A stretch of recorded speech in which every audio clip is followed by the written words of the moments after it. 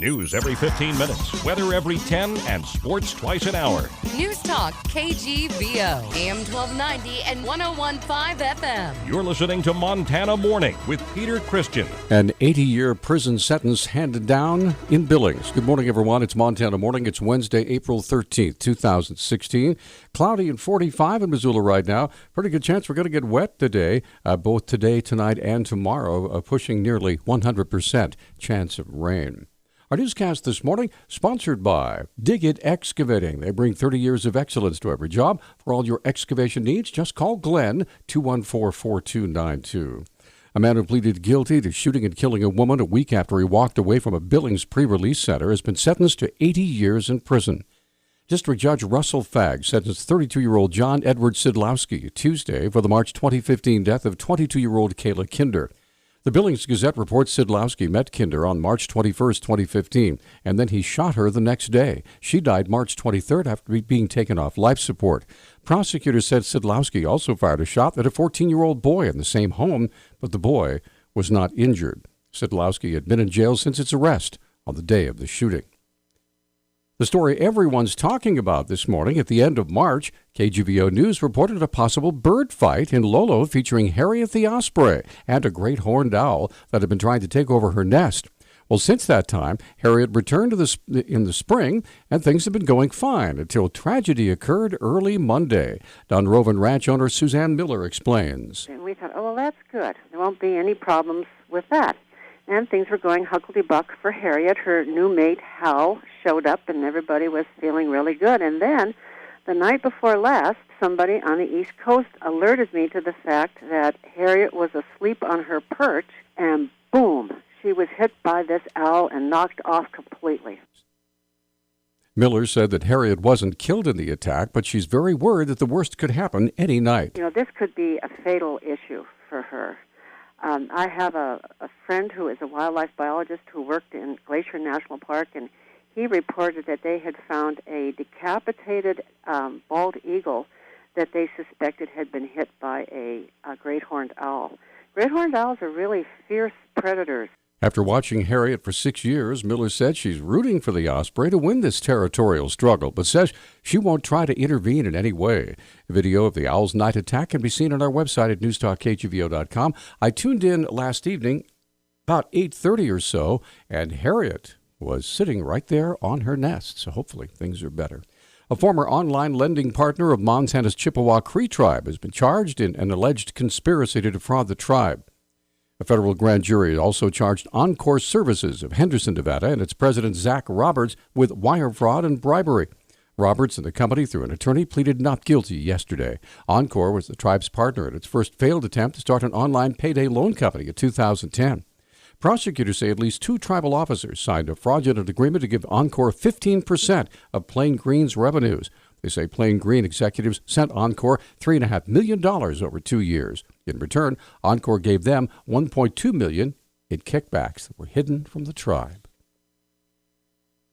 According to the website of AmericanWomen.org, low-wage women in Montana only make about 67 cents for every dollar a man is paid. Yesterday was Equal Pay Day throughout the country. Montana congressional candidate and current superintendent of public instruction Denise Juneau called for all women in the state to receive equal pay with men for the same work. Pay discrimination hurts women, families, and our economy. Growing up with 2 working parents, I learned the value of fairness. Outdated policies in Congress are holding Montana families back. It's time Congress got serious about making sure hardworking women have the ability to earn equal pay for equal work. To bolster the argument for equal pay, on average, women working year-round full-time in Montana get 74 cents for every dollar a man makes.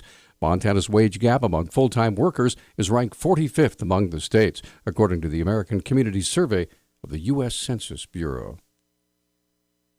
Montana State Auditor Monica Lindine's touring the state, screening a documentary film called Gold Diggers, Investment Fraud in the Treasure State. Lindine says she hopes the film will work as a preventive measure to keep Montanans away from scams. This documentary tells the story of 2 of our most infamous investment scams that have happened in Montana.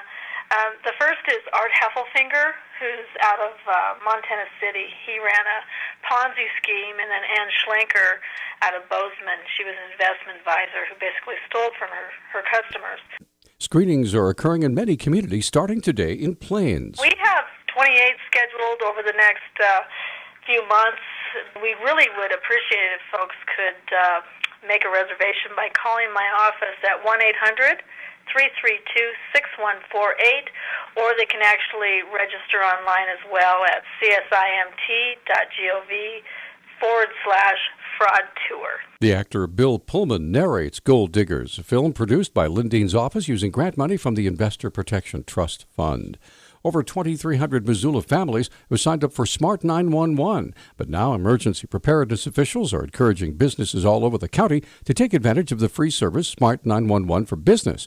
Program coordinator for the Missoula County Office of Emergency Management, Nick Holloway, said the program for businesses is called Smart 911 Facility. You just fill it in with your business information. It could be Knox box numbers. It's definitely 24-hour contact information. Layouts, building layouts is a big thing to put in there. Just really any information that could help a responder. Holloway emphasized the point that Smart 911 Facility will also enhance security for surrounding properties. If there is an emergency situation at one business, we can contact adjacent businesses around and let those owners know that there's a problem and they need to be aware of the problem, and if possible and if necessary, let us in so that we can help with the problem. Otherwise, we might have to break doors and things like that, and that's really what we don't want to do. To sign up for Smart 911 for your home or business, follow the links on our website at newstalkkgvo.com. Montana archaeologists have found a treasure trove of ancient human activity up on the High Line. According to BLM archaeologist Josh Chase, his team is using prescribed burns and drones to examine artifacts dating all the way back to 750 A.D. The kinds of cultural sites that we have on the High Line are predominantly prehistoric and predominantly stone.